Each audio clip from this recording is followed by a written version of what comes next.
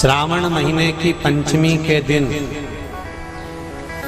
देवाधिदेव महादेव पर चढ़ाई गई शमी पत्र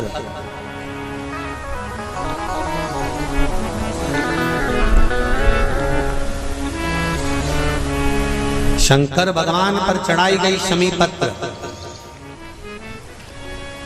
आस्तिक मुनि का नाम लेकर, कौन से मुनि? आस्तिक मुनि का नाम लेकर शमी पत्र को वापस उठाकर उसको अपने दरवाजे की चौखट पर कहीं पर भी या द्वार पर कहीं पर भी एक ओर रख देने पर घर के अंदर, बगीचे के अंदर सर्प प्रवेश नहीं करता। ध्यान रखिए,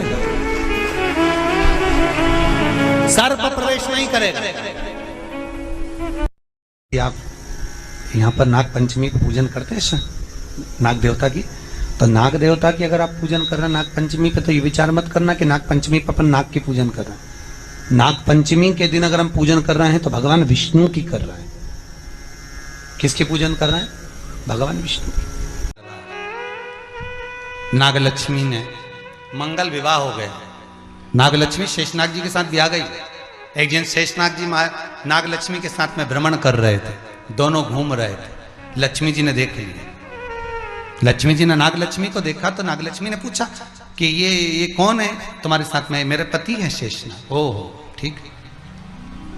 नाग नागिन का जोड़ा ही ऐसा होता है, पति जाए तो पत्नी बदला लेती है, पत्नी जाए तो पति बदला लेता है। इसलिए हिंदू धर्म की रीति है, गाड़ी के नीचे हाथ में किसी भी रूप में अगर आपसे सर्प मरा है, सर्प की हत्या हुई है, या आपने किसी के द्वारा सर्प पकड़ा कर छुड़वा भी दिया है, तो निवेदन रहता है चांदी का एक नाग नागिन छोटा सा बनाकर, छोटा सा उसको शक्कर के कलश में रखकर बांध कर शिव मंदिर में रखकर आ जाइए। उसको दे दो शिव बाबा को कि अब हमारी तरफ से हमने हाजिरी लगा दी, हमसे दुख, हमसे गलती हुई, हम क्षमा चाहते हैं। गलती मनुष्य से होती है, मानव से होती है, हो गई गलती, अब आपको साधन है। स्वप्न में अगर सांप दिख रहा है, स्वप्न में सर्प नजर आ रहा है, पान का पत्ता, तांबुल पान का पत्ता, उस पान के पत्ते पर एक लाल चंदन से सर्प बना और सर्प बनाकर उसका शिव मंदिर में स्पर्श कराकर बहते पानी में छोड़कर आ जाइए। सर्प दिखना बंद, स्वप्न में कभी नहीं दिख सकता। सर्प का घर में सर्प आ रहा है, आस्तिक मुनि का स्मरण करिए। 5 लौंग, एक नाग नागिन का जोड़ा छोटा सा, किसी भी स्थान पर ईशान कोण के अंतर्गत उसको थोड़ा सा खड्डा खोदकर 5 लौंग के साथ नाग नागिन के जोड़े को दबा दीजिए, मिट्टी डाल दीजिए। घर में जब नाग नागिन का जोड़ा आप दबाएं तब आस्तिक मुनि का नाम लेकर दबाएं, मां मनसा का नाम लेकर दबाएं,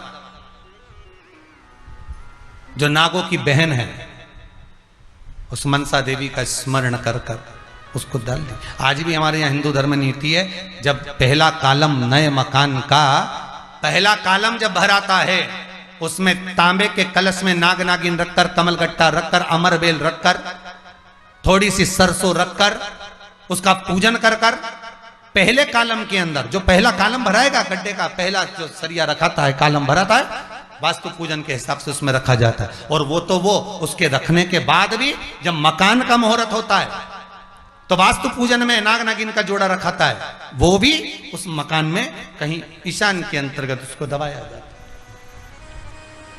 उसको भी इसलिए कह देते हैं यहाँ पत्थर मत लगाना, यहाँ टाइल्स मत लगाना। पंडित जी से पूछोगे तो ब्राह्मण बता देगा इस जगह पर टाइल्स ना लगाइए, इस जगह पर पत्थर ना लगाइए, यहाँ पर वो गोला रखा जाएगा, यहाँ पर वो नाग नागिन का जोड़ा रखाएगा वास्तु पूजन के बाद। 4 लोहे की कील, नागफणी कील, वास्तु पूजन में चारों मकान में चारों तरफ लगाई जाती है। क्यों लगाते हैं?